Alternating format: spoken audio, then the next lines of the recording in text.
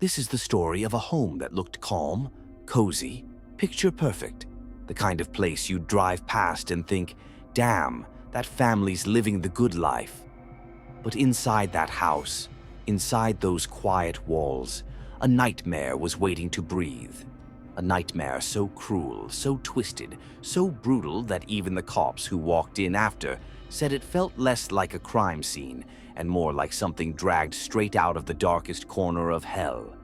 This is the story of a family that didn't deserve a single moment of what happened to them.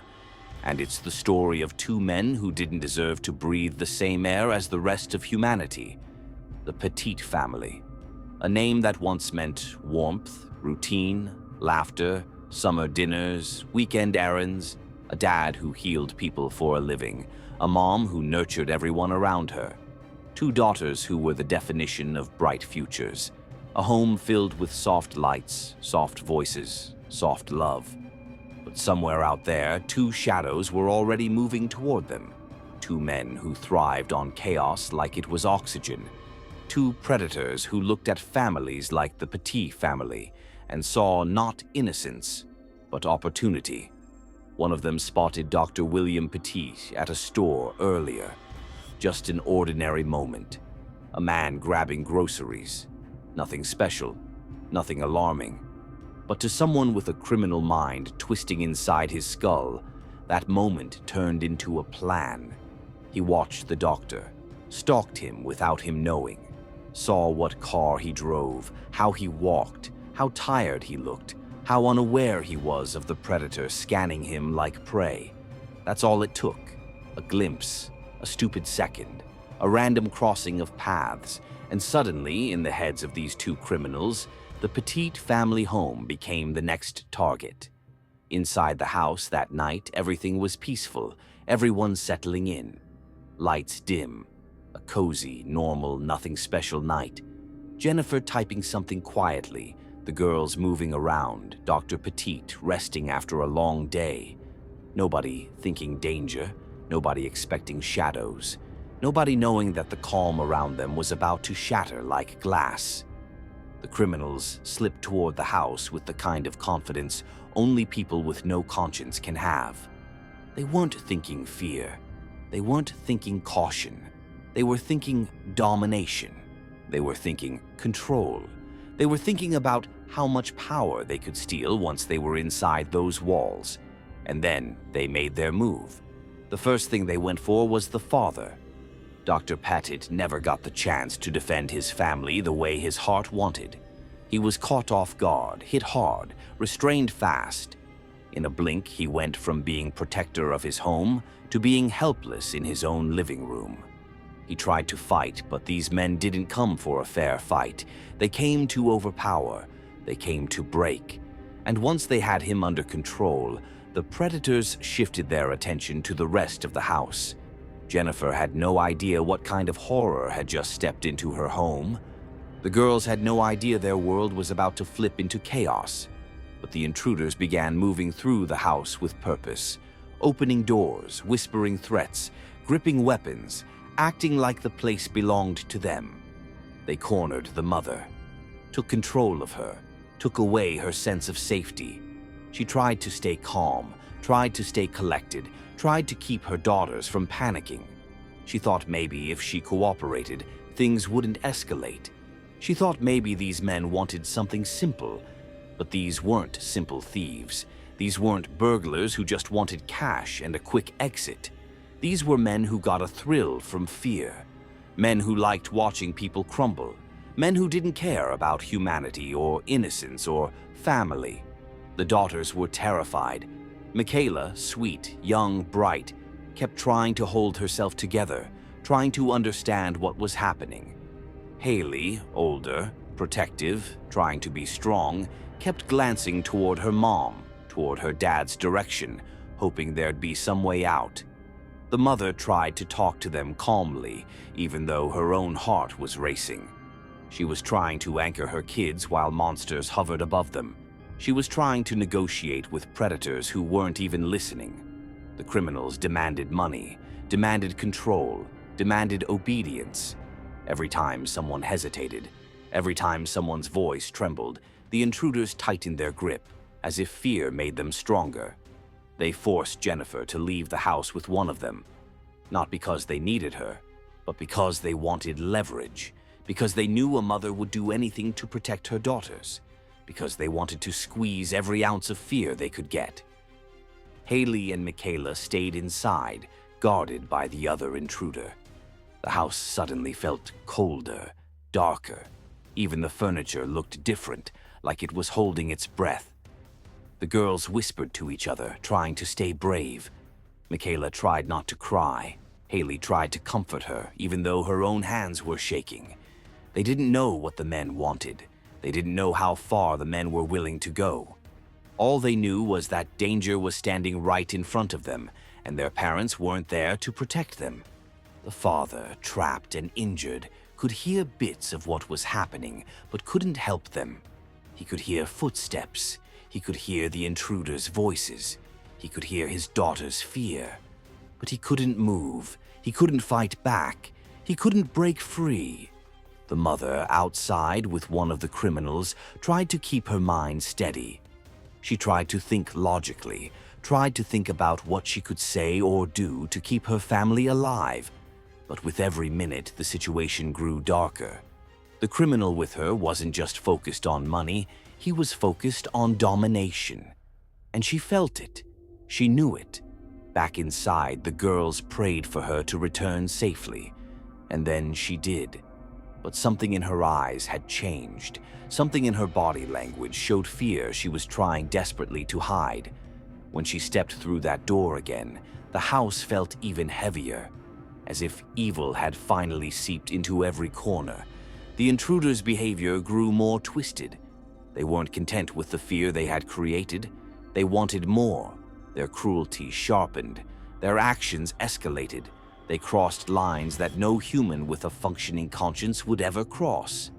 They inflicted pain. They inflicted humiliation. They inflicted terror that would scar anyone who even heard about it. Jennifer tried to protect her daughters, tried to put herself between them and danger, tried to bargain, plead, reason. But these men didn't come for negotiations. They came to break a family from the inside out. The father lay helpless, hearing everything, every cry, every scream, every desperate plea.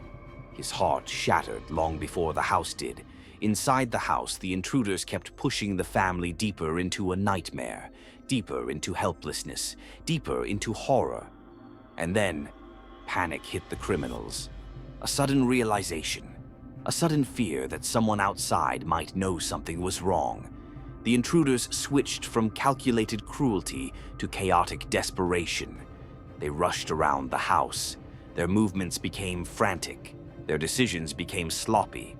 And desperate men do desperate things. They decided to wipe everything out, to erase every trace, to destroy everything they touched. They set the house for destruction. The father, through pain, through fog, through sheer will to survive, managed to break free of his restraints. With every ounce of strength left in him, he dragged himself up, stumbled, fell, got up again. He moved toward escape with a body that barely obeyed him, but a soul that refused to die. He made it outside, barely, collapsed in a neighbor's yard, broken, bleeding, gasping, but alive. Behind him, the house started to burn. Flames swallowed the walls. Smoke crawled across ceilings where the girls once played. Fire consumed the home where the family once laughed. Windows cracked. Wood snapped. Memories turned to ash. The daughters were still inside. Neighbors called for help immediately.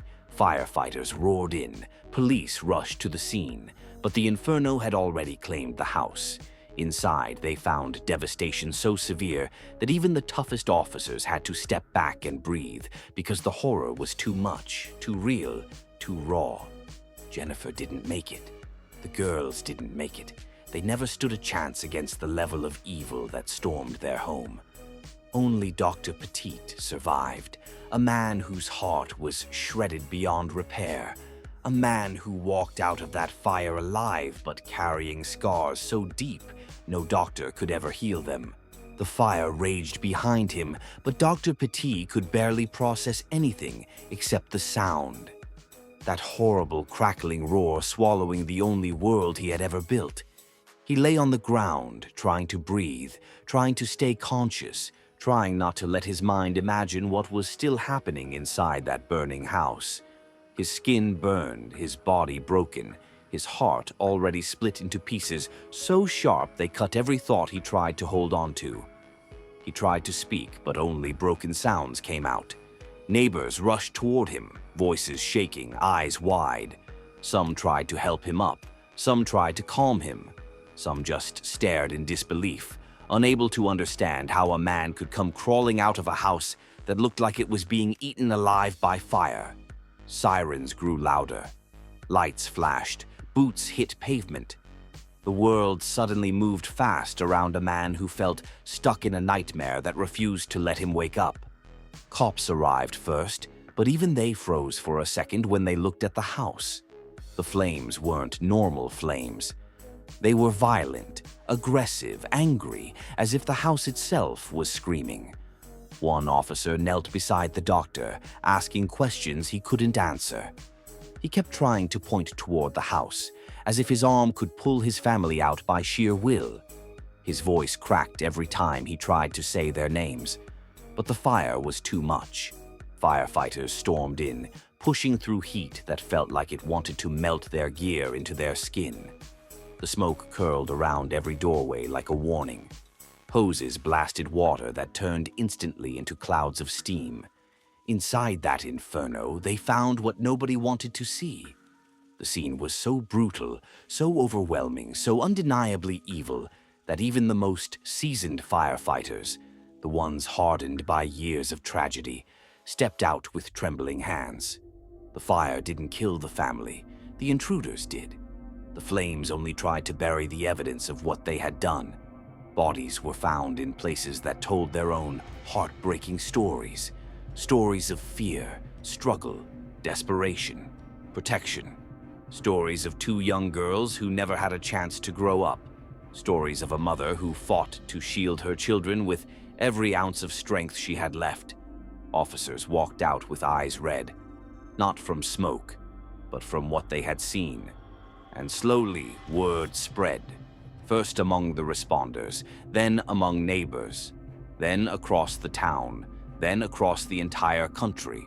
A peaceful suburban home, destroyed by two men who walked in like demons wearing human skin.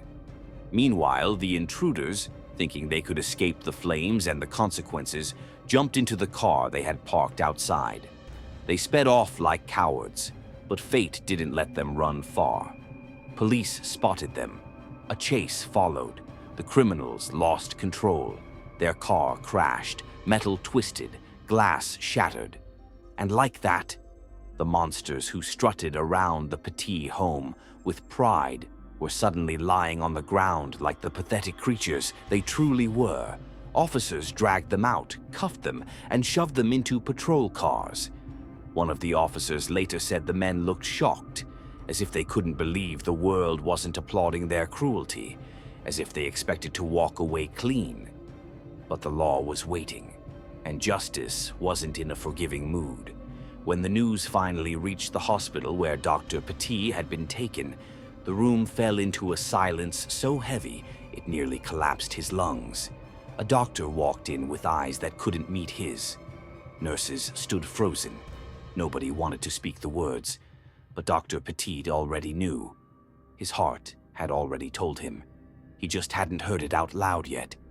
When they finally told him that Jennifer, that Haley, that Michaela were gone, the world around him didn't just break. It completely disappeared. He didn't scream, didn't collapse, didn't thrash, didn't curse God or the universe or the monsters who did this. He just stared. A stare so empty that even the staff had to look away, because it felt like staring into a man whose soul had just been ripped out, leaving only the shell behind. Reporters flooded the town. TV vans parked outside. People cried for a family they had never even met. Candles were set out by strangers. Teddy bears piled up. Cards, flowers, prayers. Everything people do when they feel powerless against evil. But the real storm was still coming. The trial. If the crime was hell, the trial was the long walk through it all over again. The courtroom overflowed with people wanting answers that didn't exist.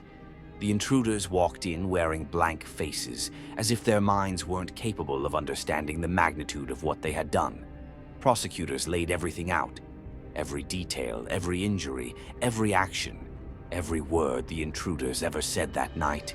Each detail hit the courtroom like a hammer.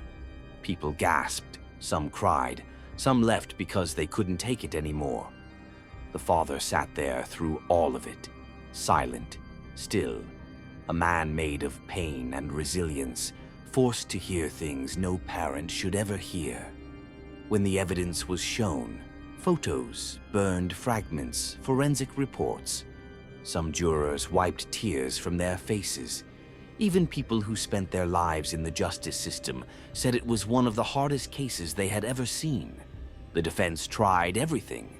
Excuses, psychological arguments, childhood trauma claims.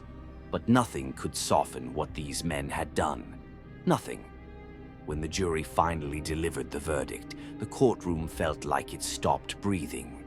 Guilty, on every count. And then came the sentence. Some said it was too harsh. Some said it wasn't harsh enough. But everyone agreed on one thing. Those men never deserved another day of freedom. The verdict gave the community closure, but it didn't bring back the family. It didn't erase the nightmares. It didn't fill the empty seats at the Petit home. Dr. Petit walked out of that courtroom a free man, but not a whole man. He carried the weight of loss heavy on his shoulders, heavy in his chest, heavy in every breath he ever took after that night. He tried to rebuild, slowly, painfully, with support from people who admired his strength. He became a voice for victims. He spoke out. He fought for reforms. He refused to let his family be remembered only as victims. He wanted them remembered as people who lived with love, laughter, dreams. The town built memorials. Schools honored the girls. Friends shared stories of Jennifer's warmth. Organizations were created in their memory. And slowly, very slowly, the darkness that once hovered over that neighborhood began to fade. But for Dr. Petit, the scars never left. They became part of him. Not something he could hide, not something he could erase, but something he chose to carry with dignity. He didn't let the crime define the rest of his life. But he also never pretended the pain wasn't there. He rebuilt his life with grace and courage. He eventually found companionship again. He created new chapters, not to replace the old ones, but to honor them. And even today, whenever people speak of the Petit family, they don't just talk about the horror. They talk about the love. They talk about who they were. Kind, intelligent, full of warmth. They talk about the legacy that survived even as their lives were taken. Because sometimes evil wins a battle, but never the war. And this tragedy, this horrible, unforgettable tragedy, became a reminder across the country that even in the presence of unspeakable darkness, the human spirit can rise again. This is the story of the Cheshire Home invasion murders, a story of cruelty unleashed, innocence destroyed, justice delivered, and one man who refused to let the darkness consume him.